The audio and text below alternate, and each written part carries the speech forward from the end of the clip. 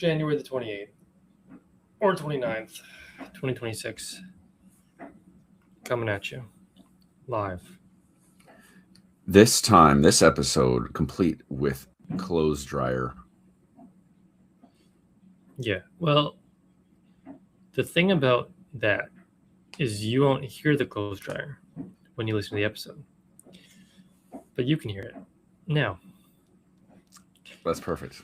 I like that. I like how there's a little bit of difference between live now and the episode later. That gives you incentive to listen to both. Listen to it live and a slightly improved version later on. You'll have to speak up. I can't hear over the dryer. So our issue is our dryer is terrible. And so I started this laundry at 2 o'clock today. And now it's almost 9 and it's still in the dryer. But to be fair, it is duvet cover and blanket. It's heavier stuff. But our dryer, if our landlord's listening, our dryer sucks.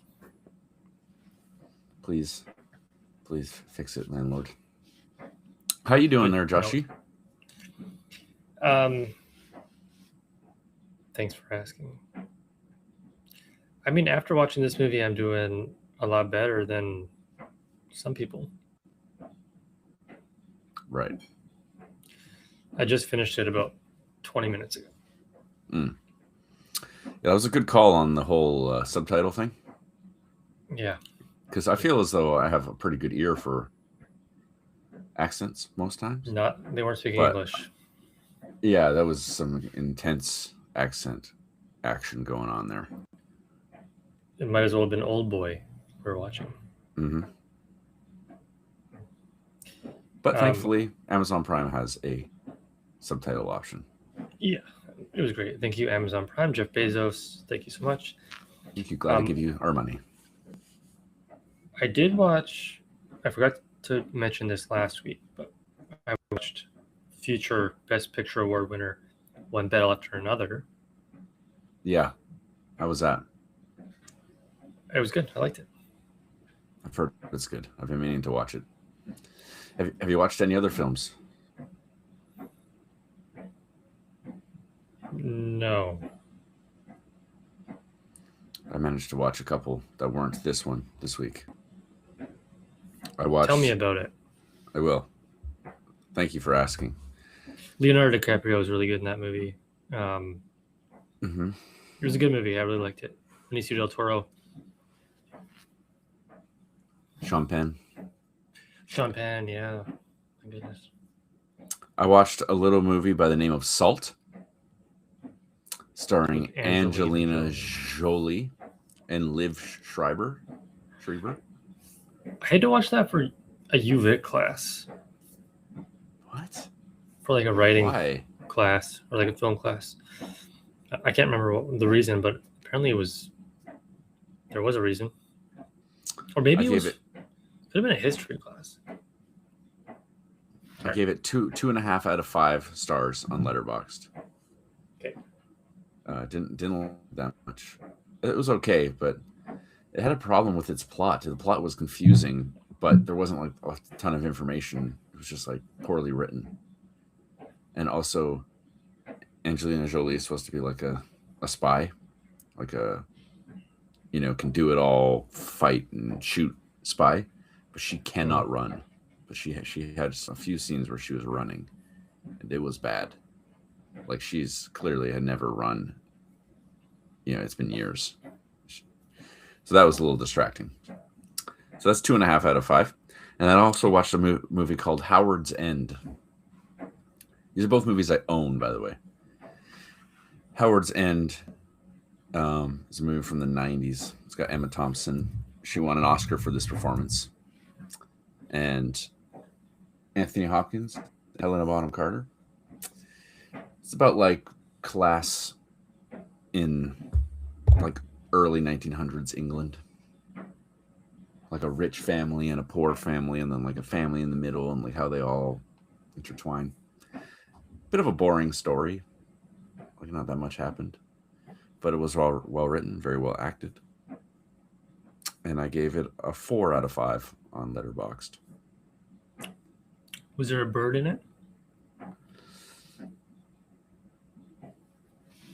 It wasn't the main focus, but there was probably one flying by. If I were to guess. Okay. Actually, I gave Howard's End 3.5 out of 5. Just to point that out. It did sound boring, yeah. It was boring, but Emma Thompson was very good in it. And so was Anthony Hopkins, so was Helena Bonham Carter. All very good actors. I really like Emma Thompson. She was in Much Ado About Nothing. She's very good in that. Just gonna say, I haven't updated the actors list after this film, but I feel like there's zero crossover from a 1969 cast to anything we've ever watched. But probably not, and I don't think. Who knows? I don't think we can bother with the Canadian Actor of the Week for this one. No, I don't think there's any Canadian actors in there. Unless The Bird. The Bird could have been a Canadian. It could have maybe Canadian. I doubt it, but maybe it's been to Canada. Dead though. Real dead bird at the end. Yes. Okay, two things I want to talk to you about. We're gonna start. Okay. We're gonna start dark, and we're gonna go to light. Okay, you gonna tell me about someone who's dead? Actually, you're on the right track. I don't actually know the outcome of this, but did you hear that somebody was stabbed on your parents' road recently? Yes, next door to my parents' house. Literally next door. Yeah, next door. Huh. I did hear about this. I heard that they went to hospital with serious injury. I don't know if they passed. Probably. I heard it was drug related. Yes, which isn't surprising. No. Tough road. I sent my brother because he also lived on that road, and I asked him if he was alive, but he hasn't lived there for years. So. Yeah, as soon as I saw, I messaged my parents. It's like, everything okay? Oh, that's just next door. They seemed rather nonchalant about it. Right. Probably see this a lot.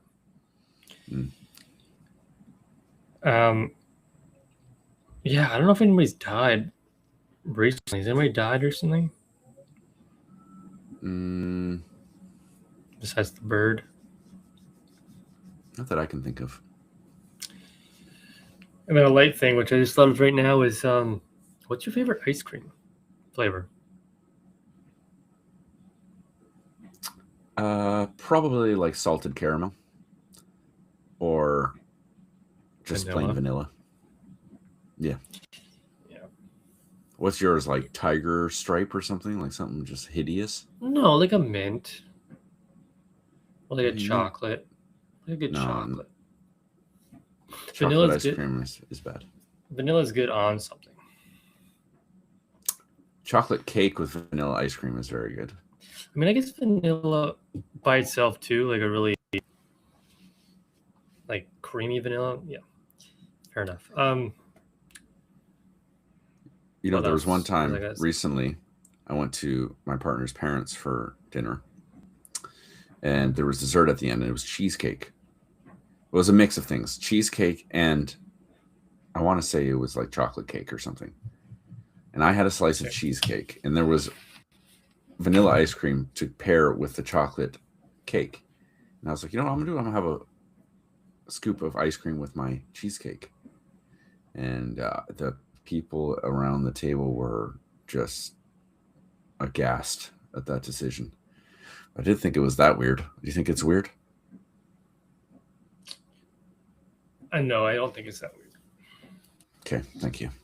I mean, they're both sweet things. I don't say they necessarily complement each other, but it's just nice to have a little variety on the plate. You just put two desserts on the same plate. Yeah. Thank you for defending me. When you had the cheesecake and the ice cream, yeah. What were you drinking? Probably tea, definitely. Tea, yeah. Okay. Or were you drinking a dark, full-bodied beer like Guinness? Okay, wait. Let's give you a little more context. I mean, I wasn't, but okay. O is the middle letter. That's the category. O is the middle letter? Is the middle letter. Okay. So, what is a dark, full-bodied beer like Guinness called? A stout. A stout. You drinking a stout? I wasn't. I was drinking tea. I do like Guinness though. Tasty.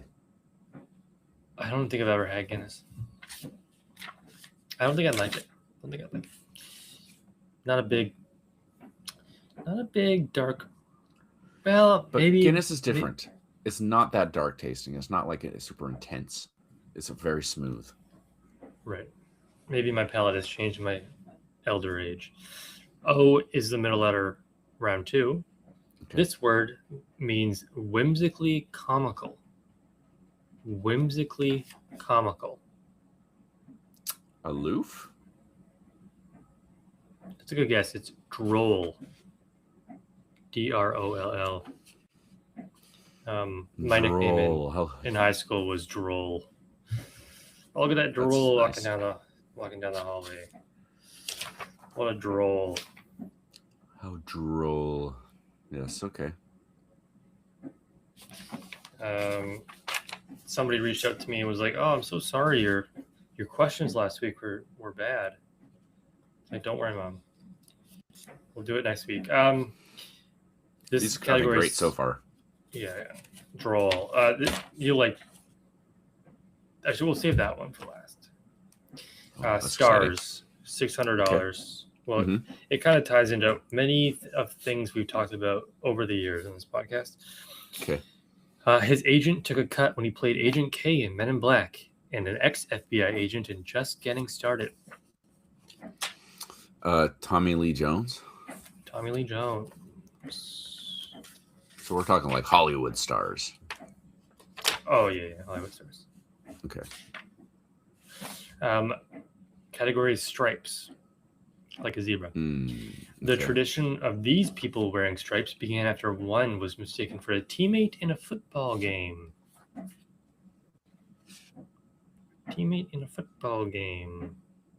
Stripes. The category. A referee. Yeah, referee. You excited for the Super Bowl in 2 weeks? No, not really. I might watch it, but I probably won't. Do you know who's playing? Yes, New England and Seattle. Seattle's close. Yeah, I've been to like 5 Seattle games. But my brother's team, who's the best team out of all of our family's teams, Jacksonville Jaguars, had the best chance in making the Super Bowl, and they got out pretty early in the playoffs. So now I just don't care. How was your hockey game experience? How was my hockey game experience? You told me last week that you were going to see a hockey game. Did I? Yeah, you're like, we're going to go. Yeah. That's on Saturday. That hasn't happened yet. Hasn't happened yet. Oh.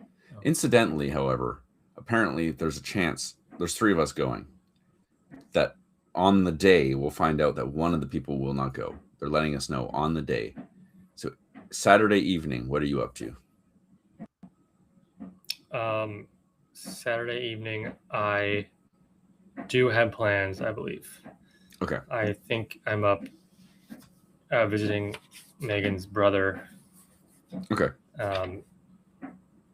Just thought I'd throw that there in case. Yeah. Love being second choice. Okay. Stars is the category. Okay. 2 more questions. Okay. This is part one of we talk about this a lot on the podcast. With roles in Mad Max Fury Road and The Fate of the Furious, the South African actress's resume is full of rage. Charlize Theron. Mad Max.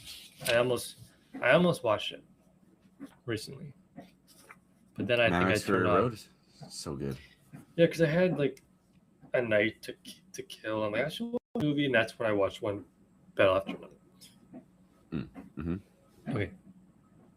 Stars. Okay. He taught us a thing or two in School of Rock and learned a thing or few as Po in Kung Fu Panda. Also, Nacho Libre. Jack Black. Pretty good.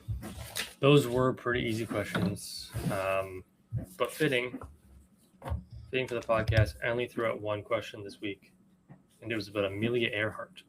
So. Oh yeah, fuck her, man. Been dead for I guess 100 years. Okay, that's it for me. 4. You. Yeah. So are you ready to talk about Kes? Is that what you're saying? Yeah, sure. Let's talk about Kes, the 1969 British movie from Yorkshire, where many people complained about not being able to understand it, even the British. I wonder if they were directed to speak bad, or that's just just where how they spoke. I guess so. Yeah, it was quite something. Not a particularly happy film, is it? No. Yeah, I saw that. Only the English teacher. Do they just English teacher? What do they call them over there? I don't know. Professor? Wouldn't it be weird if they? Because. Oh, I see what you're saying. Just word teacher. Right. I think that's what they call it. Book teacher. Yeah, depressing film. Give me Gummo vibes at the beginning. Yeah, I could see that. It was like a skinny kid getting beaten up. Yeah, just kind of stuck in a family that doesn't really care about him.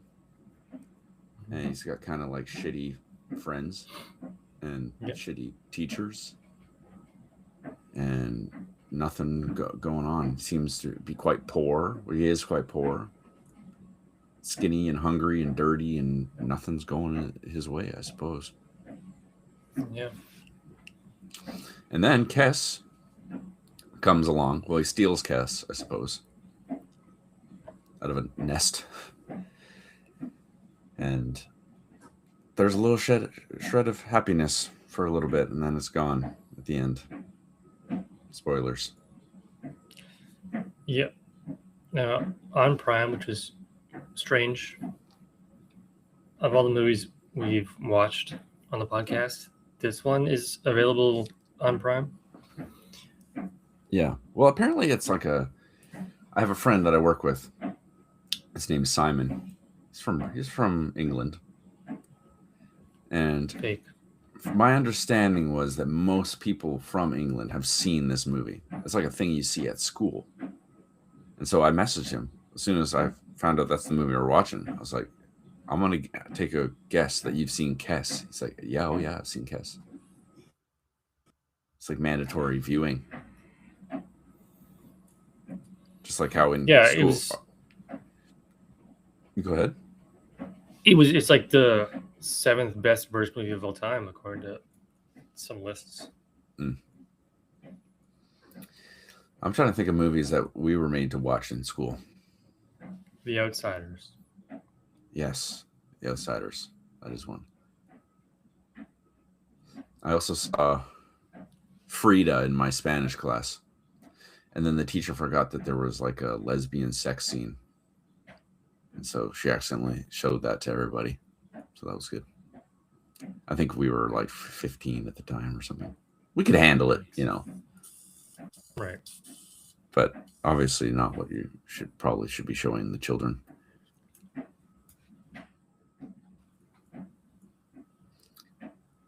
Seventh best British film of all time. Is that what you're saying? Yeah, I looked at the list and it was the 7th best British film of all time. I guess what makes a great British film? The message.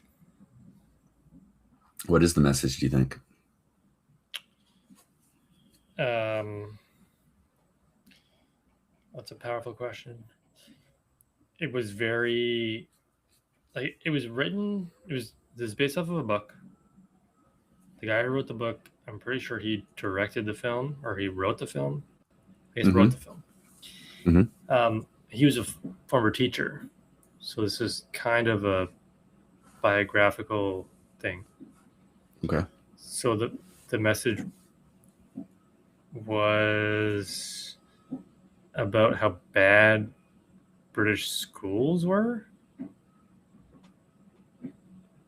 I don't know. So, probably certainly part of it. I thought it was, I guess, supposed to be like even if you're in the baddest of times, you can find happiness somehow. Yeah, it's more of like a positive spin. Yeah.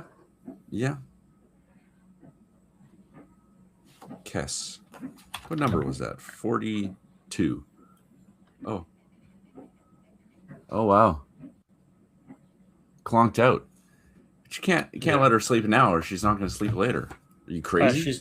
No. She always sleeps from like 8 till I take her out at night, and then she sleeps through the night.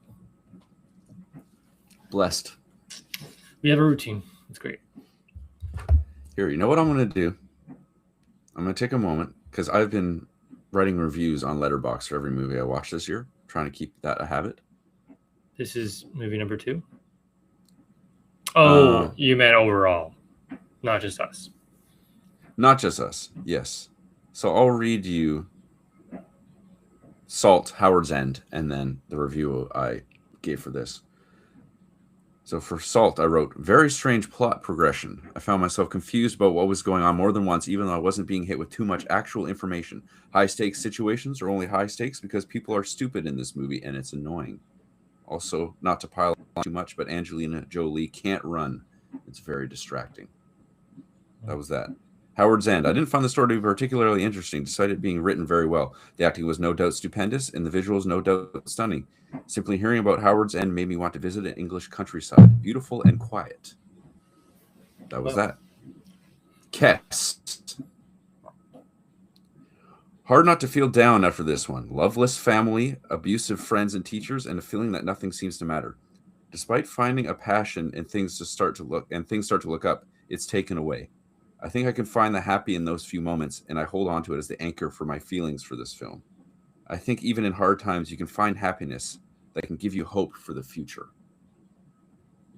That's what I wrote. And so now I think that our podcast can just be like the paragraph I write, and you write a paragraph, and then the movie section of the podcast lasts about a minute, and we just talk about whatever for the rest of it. Yeah, I don't think we have 49 minutes worth of other material. No. I did like... We can shorten. Yeah, I did like some of the shots. Specific, like, I don't know if this was on purpose or not, but I thought the most interesting shots to look at, and like the ones I were most engaged with, was when he was actually doing like the Falcon training. Yeah. And he was like way out in the field, and he was... I don't know, I thought those were really interesting to look at. Or and then sometimes he was running through the but then some of the it almost felt like too like some of the scenes were like filmed on like a worse quality camera or something. I found that really, like, especially at the beginning, like when he's in bed with his brother or whatever, and it's like the very beginning. And I'm like, oh my god, this movie looks horrible, like it's gonna be one of those. But then the quality got a lot better. Yeah. I mean, 1969 probably was filmed on different cameras. Yeah. This didn't strike me as like a film that had a big budget or anything. Probably didn't have much of one at all. Well, they didn't have like any actors. Although, I mean, the main kid went on to act throughout his life. Yeah, he was really, really good, I thought. We'll get into that. And they filmed it in like the school that they all went to. Yeah. The headmaster was just a headmaster. They actually caned the kids. It wasn't fake. They actually hit them, and they had to pay them extra. Wow. Different times. My goodness. Like £8 each they got for getting caned. That seems worth it. Here, that's a cane's worth of compensation. Sure. Interesting. Obviously, I guess it is a poor town just in general, not just him that's being poor. I feel like coal mining towns are probably fairly notoriously poor, aren't they? I'm not going to make any sort of sweeping judgments in regards to people and their professions and their towns they live in. Mm-hmm. I will make one sweeping comment. Okay. And this might have been the best acted movie we have seen, at least I have seen, in 156 episodes. This acting was, I thought, tremendous. Only because it was as real as you're ever going to get. This seemed like a documentary to me. None of them were actors, as I've said numerous times. But it seemed very real. The last scene with the mom, Judd, and Billy, Casper, the friendly ghost, like the way that he dealt with grief. She was also doing stuff, and he was mad, the son, and it just seemed like a very real moment. Did not seem acted. Mm-hmm. I really appreciated that. So my acting score will be quite high because it is perhaps the best acting I've seen in a film. Yeah, that's on the podcast. Yeah, it was very good. I found it. One thing I found a little interesting. I'm not sure really understand it artistically, I suppose. So they just kind of like have a soccer match in the middle. I love that. I mean, that was one of the best parts of the film for me. Just and then they had like the graphic on the bottom. Yeah, they had like graphic like of the score and stuff. I thought that was an interesting choice. It was long. It was long. Yeah, it didn't feel like there was actually too many like different scenes. Like some of the scenes just lasted a really long time. Like the soccer game was like, and like the changing room before and after, and the soccer scene was like 20 minutes of the movie. It felt like a lot of scrotum we saw. Yes. Yep. So yeah, I agree. It was very well acted. I was watching. I don't know where I got the idea of this film, but I think it was on. You ever see those reels of like people doing their Letterboxd favorite four? They're like, yeah, like, oh, here's Stellan Skarsgård's 4 favorite movies. Ghostbusters, The Frozen Empire. Yeah. So I feel like I got it from somebody's, probably some British person's 4 favorite movies. Kess. And the cover, I like the cover. Well, there's 2 different covers that I've seen. Just the one where he like straw in his mouth? Yeah, there's one where he just kind of has the falcon like on his arm. It's just kind of like in the kind of a close-up of him on his. I also found that out very interesting.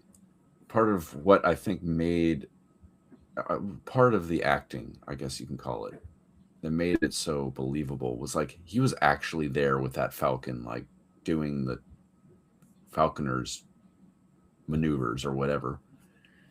And you just like you see him doing it. It's not like cut cleverly to make it seem like it's him or something. Like it's definitely him doing it.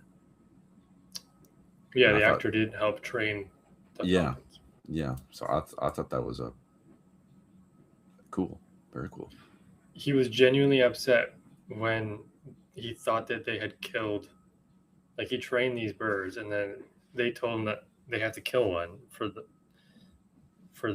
shot, and he was genuinely upset. But then they were like, "Oh no, we didn't actually kill it; it died by itself." Mm-hmm. Yeah. Who knows? They might have caned it to death. Maybe. So yeah, I would say probably if I were to pick a barrier for this film, it would definitely be if you had to watch this without the subtitles, you you would genuinely have a hard time understanding what was going on. Yeah, even with the subtitles. Yeah. You're right. Even with the subtitles, it was a little hard. Like because they would like literally write what they were saying in those like words that I've never seen before. Mm-hmm. So yeah, that was interesting.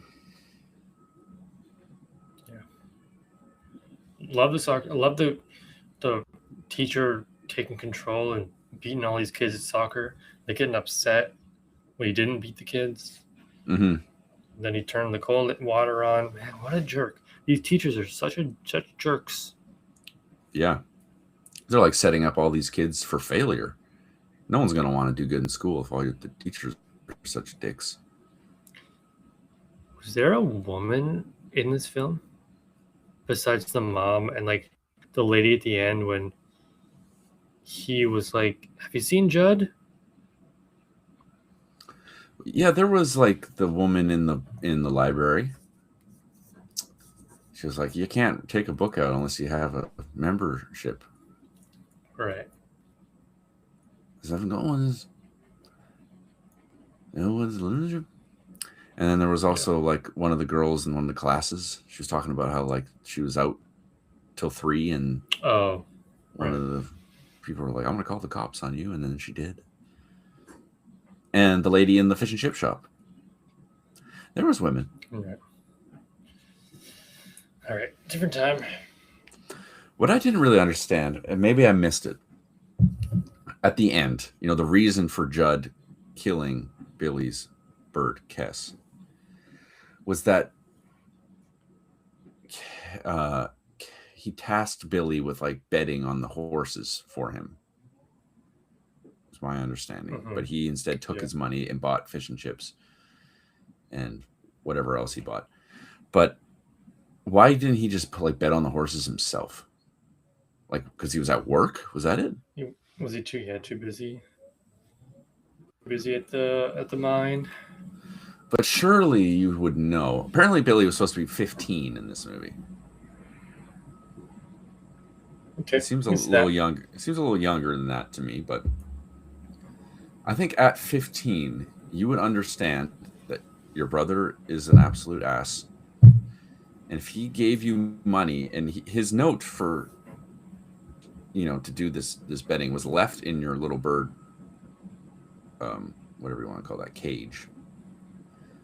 That if you don't use his money for what he wants, he's going to do something to your bird. Right. And yet he does it anyway. Maybe it would be like an extreme thing to assume. I don't know. Yeah. I would have liked to see Judd in the film, I guess, to kind of make that stick out more. The ending. Mm-hmm. What did you think about the music? I wasn't crazy about the music. It just felt very generic. I thought it was fine. Yeah. I didn't think it was particularly inspired, but it was... It kind of reminded me of just like 60s or 70s TV. They had like a Lassie that just had the music on. Mm-hmm. Yeah, I can see that. Yeah. I didn't care too much about it either way. Okay. Yeah, I think I may have said everything I want to say. The chip shop is still open. It's called Casper's now. Oh. I see. Famous from the movie Kes. In 2021, a bronze statue of Billy Casper was unveiled outside a shopping center in Barnsley. Yeah. Excuse me. I think that's the town that it was supposed to be set in, right? Barnsley? Yeah, I guess the author died. So they put a statue of the kid up. This is supposed to be a Disney film. A British classic. At least Disney offered to buy the film only if the bird didn't die. But but then they're like, no, that's kind of the whole point. The bird's going to die. So right. Turned out a bunch of money for Disney. How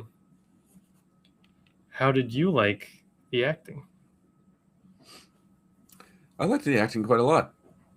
Like it's, as you say, it just, I think because since they used real people, and they just kind of perhaps just kind of let them do their thing, it seemed very real. And especially the fellow there that played Billy, our main character. I thought he was excellent. Very good acting. I give it an 8. And that's all I got to say about that. Okay. Yeah. It was great acting. The acting was so good that perhaps I got a little emotional at the end, seeing how angry and sad and destroyed Billy was. Mm-hmm. He said Kes, the name Kes, like 300 times. His only friend. Yeah. Yeah, I've already said it, but the acting was tremendous. It made the film for me 9.5 out of 10. It's got to be your highest for acting. Like I said, it's the best acting I've seen on a movie. 157 episodes or whatever we've done. Episode 156, Kes. 156, Kes. Okay, well, for the ending. I thought the ending, I'm not going to lie to you, I did look it up. I knew the bird was going to die the whole time. Oh. Perhaps that negative, well, I guess you could probably see it coming. Just because of how sad this movie was and nothing good ever happened to Billy. But the bird, his brother just killing the bird, it wouldn't have had nearly the effect that it did if the acting wasn't so good. Billy's performance wasn't so good. The story wasn't so good. So I really enjoyed the ending as well. Because like this was the kind of film that deserved a sad ending. This is never going to be a happy ending. It wasn't going to be like in Matilda when the teacher adopts the child. This is always going to be your life sucks. How can we make it? You have that glimmer of hope. How are we going to take that away from you? And then the scene between the mom, him and his brother, I thought was really powerful. You killed the bird. Don't get the bird away. I don't want the bird. Why did you kill the bird? Oh, what the kid? What's Billy gonna do next? Kes 2. Looking forward to that. I'm gonna give the ending an 8.5, 8.5 out of 10. Wow. Okay. I also like the ending. I think you're right. It was a movie that destined to have a bad ending. I didn't know that the bird was going to die. Well, I mean, once I found out his brother was looking for him, I knew that the bird probably was going to die. But yeah, it was powerful, and I don't know. I think the last. I mean, we're left the very last scene of him burying Kes with an axe. With an axe. Like a man. And I don't know why it sort of filled me with a little bit of hope, but I mean, I'm not sure why. But I don't know. I'm just happy that he was able to, because it was in the garbage. Maybe he was able to find that information out, give it a proper resting place. And I don't know. So it's kind of filled me with some hope for Billy's future. But I'll give ending an 8. It was a good ending for sure. I was kind of hoping that he'd use that axe and murder his brother, but that would have been quite the change of events. Okay, an 8 and an 8. Yeah. How do you like the movie overall? 1 to 10. You gave. Oh, you didn't tell us what you gave this for Letterboxd score, did you? No, I didn't. That'd be ruining it. That would be ruining it. Yeah. I gave it a 4 out of 5 stars. So I'm giving this movie an 8 out of 10. Makes sense. I did like the acting. It was a bit sad. So lots of great movies are. Name another sad movie. Lars and the Real Girl. Synecdoche, New York. Jack. Schindler's List movie. Jack, the Robin Williams movie. That's it. So yeah, a lot of great scenes, visually and just in terms of acting. And yeah, I thought overall it was quite good. So I would give it an 8 out of 10. So I gave, obviously the acting is very good, 9.5. Mm-hmm. 8.5 for the ending. Mm-hmm. I'm going to give this movie overall an 8.5. It was obviously not a normal 3-act structure film, which is like scene after scene. How did they connect? A soccer game in the middle, which was fun. Yeah, I really did enjoy this. I think the first part was kind of boring to me. Mm-hmm. I watched the first half yesterday, the second half today, only because I fell asleep watching the first half. I'm like,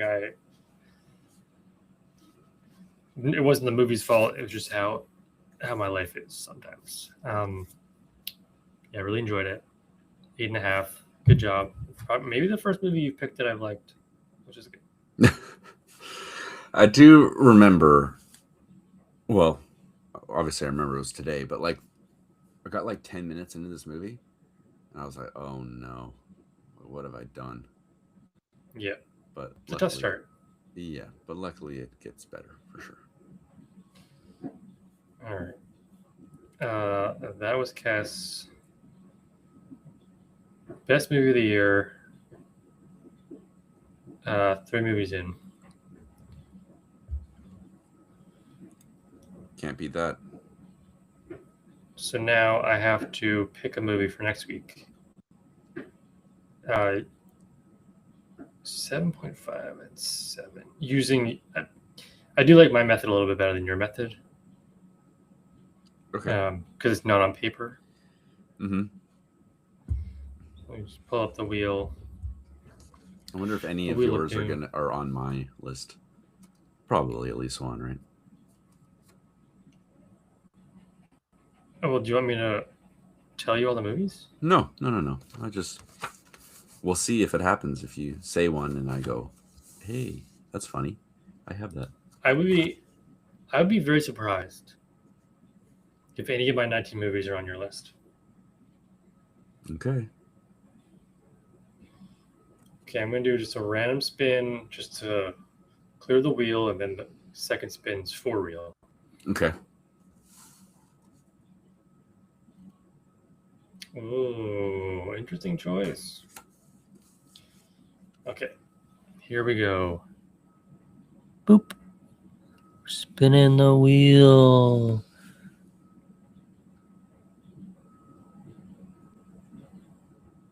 What's it gonna be? Battle Royale. Ooh, that's a good one. Battle Royale. Yeah. What year is that from? We're going. The year 2000. It's on Crave. Do you have Crave? I do not. Oh, this is a Japanese film, is it? It's a Japanese film. 42 ninth graders are sent to a deserted island.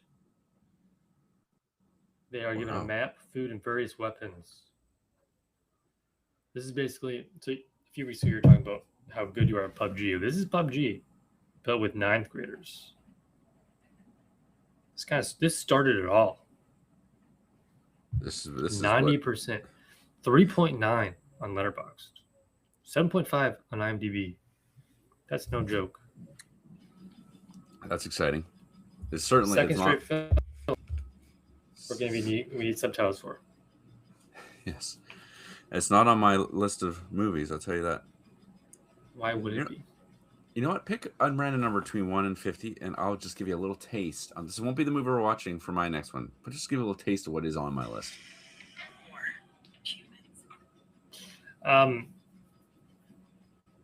So it's between 1 and 50. Yep. 3. 3 would be Cleo from 5 to 7.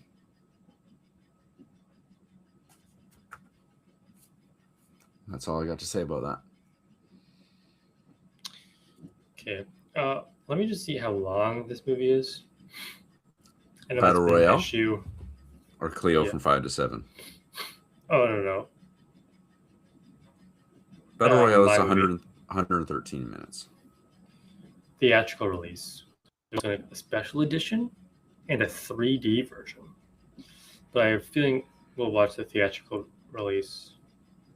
That'll be probably what's available wherever you find it. Yeah, I'll find a way to watch it. Or I'll ask you to find it for me because you're so good at it. I'll find a way.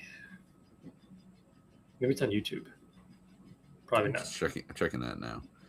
Well, it seems just pretty gory to be on YouTube, but doesn't appear to be. Yeah, the one that started it all.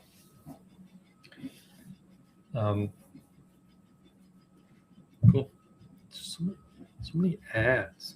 Stupid web. Okay. Now I have to get rid of Battle Royale. Throw that in the garbage. 2 different movies. Waiting for Guffman and Battle Royale. So that's just how you know this list is off the chain. Who knows what you're going to get? Yeah, who knows? I have a Turkish film on mine. I have all normal films. I have one that I really want to be picked. That I think it's like Icelandic or something. The Fast Runner. 300 minutes. Not that one. Okay. Well, I've had a great time this time. I haven't yawned, I don't think, once, which is surprising because I'm very tired. 2 questions for you. Okay, hit me. Have you seen Passion of the Christ? I have not seen Passion of the Christ, no. Have you seen Bird Box? Bird Box. That's the one with like Sandra Bullock, right? Yep. I haven't seen that. Those are 2 family picks for me to add to the list. Bird Box and Passion of the Christ. That's the one with Willem Dafoe? That's the one with Jim Caviezel. It's the Mel Gibson okay. thing. Passion of the Christ 2, I believe, is either coming out or it came out. Okay. Oh, I was thinking of The Last Temptation of Christ. Because that's on my list. And that has Willem Dafoe. Oh, maybe we'll get them back to back. Right next to Barb Wire, the Pamela Anderson movie. Yeah. Looking forward to that. We might not get it. Well, that's true. Yeah, I guess you're really only guaranteed like maybe 17 to 18 movies off your list. So. Or we could get Private Valentine, the Jessica Simpson movie. Yep, that's possible. Or we could get The Green Hornet.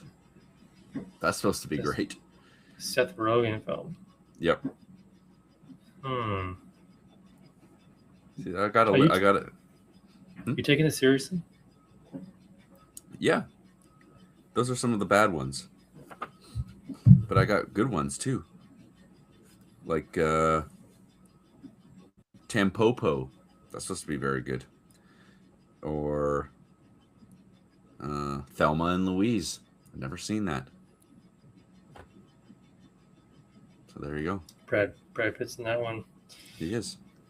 The version on Crave, the Battle Royale one, is the special edition, 122-minute one. Okay. But I feel like the 113 versus 122 isn't going to be that much of a difference. Right. But I'll find it for you. Okay. Thank you, everyone, so much for listening. We've hit our 50 minutes. It means we can no longer stick around. But it's been great. $45 for Kobo. Does anybody have a Kobo? Yeah, Mackenzie does. Sorry, make that $90. I'm not sure why they're $45. It seems a little weird to me, but a little specific. Okay. I finally finished a book I've been watching. Oh boy. I've been reading for like 3 months now. It's a movie that's coming out this year called Project Hail Mary with Ryan Gosling. But now I get to start a new book, and my new book is mail related. MAIL, which is very exciting. Oh. On that note, time for us to go to bed. So thank you so much. Adios.